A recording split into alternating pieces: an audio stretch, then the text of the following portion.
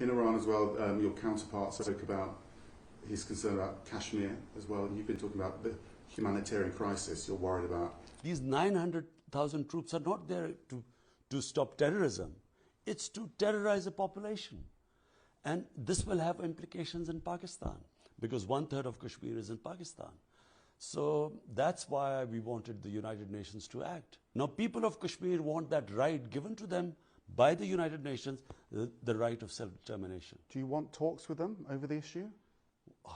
We tried 1 year to have talks with India for 1 year, until 5th August when they annexed Kashmir, again violating international law, the United Nations resolution, a bilateral agreement, similar agreement with Pakistan, India. All this was violated. What is the point of talking now?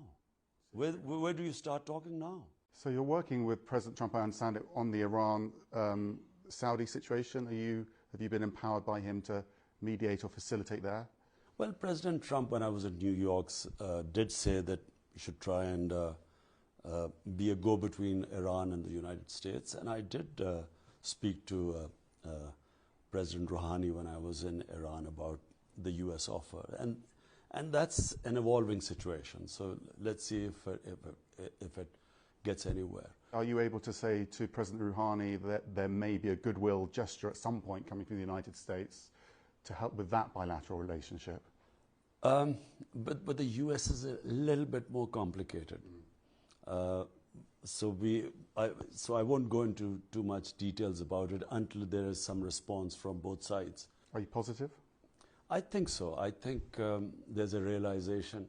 I think President Trump, say whatever people will say about him and criticize him, but at least what I like about him is he does not believe in wars. Was it a big disappointment that the talks with the Taliban broke down?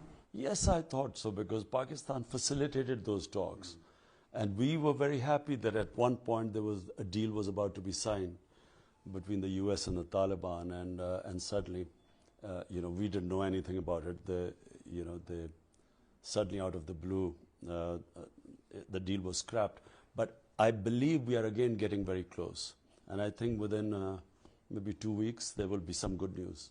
And when you talk about the progress between the US and the Taliban, and possibly something coming in a couple of weeks, can you give us any indication about where that might be heading? Well, first, you see, the problem is the reason why the deal, suddenly out of the blue, the deal went up in the air was because the US and Taliban are talking, and yet they're fighting at the same time.